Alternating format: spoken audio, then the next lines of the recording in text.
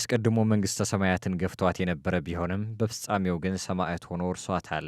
ይበላና ይጠጣ ይቀማ ያመነዝር የነበረ ይገድልም የነበረ አንድ በግ በአንድ ጊዜ ጨርሶ እንደሚበላና አንድ ፊቀን ወይን ጠጅ እንደሚጠጣም ስለ እርሱ ተነግሯል። ኃጢአትን እንጂ ኃጢአተኛን የማይጠላ እግዚአብሔር የሰይጣንን ጦርነት ከእርሱ አርቆለት ፍጻሜውንም አሳምረውለት ለሰማዕትነት የበቃው ቅዱስ ሙሴ ጸሊም በዛሬው ዕለት የሰማዕትነትን አክሊል ተቀብሏል። ቀን ፀሐይን የሚያመልክ ነፍሰ ገዳይና ቀማኛ የነበረው ሙሴ ጸሊም እውነተኛውን አምላክ ለማወቅ ይናፍቅ ነበረም። በአስቄጥስ ገዳም ያሉ መነኮሳት እግዚአብሔርን እንደሚያውቁ በሰማ ጊዜም ሰይፉን ታጥቆ ወደ ገዳሙ አመራ።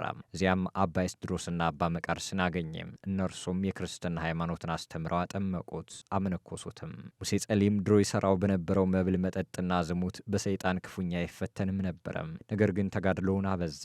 ሌሊት ሌሊት አረጋውያን መነኮሳት በሚተኙበት ጊዜ ቤታቸውን እየዞረ ከሩቁ ውሃ እየቀዳ ደጃፋቸው ላይ ያኖር ነበረም።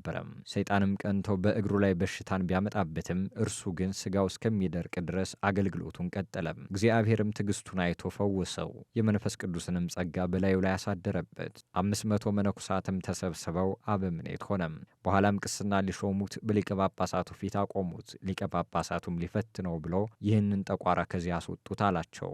ሙሴም ራሱን እየገሰጸ ወጣ። ሊቀ ጳጳሳቱም ትሕትናውን አይቶ ጠራው፣ ቅስናም ሾመው። ሙሴ ሆይ እነሆ በውስጥህም በውጭህም ሁለመናህ ነጭ ነህ አለው። አንድ ቀን አባ መቃርስ ከእናንተ መካከል የሰማዕትነት አክሊልን የሚያገኝ አለ አላቸው። አባ ሙሴም በሰይፍ የገደለ በሰይፍ ይገደላል የሚል ቃል አለና ምናልባት እኔ እሆናለሁ አለ። የበርበር ሰዎችም ገዳሙን ሊወሩት ሲመጡ አባ ሙሴ መሸሸት የሚፈልግ ይሸሽ፣ እኔ ግን ያችን ቀን ለብዙ ዘመናት ስጠብቃት ኖሬያለሁ አለ። ወዲያውንም የበርበር ሰዎች ገብተው አባ ሙሴንና አብረውት የነበሩ 7 መነኮሳትንም በሰይፍ ገደሏቸው። አንዱ መነኩሴ ተሸሽጎ ሳለ መልአክ አክሊል ይዞ ሲጠብቅ በማየቱ ከተሸሸገበት ወጥቶ የሰማዕትነትን አክሊል ተቀብሏል።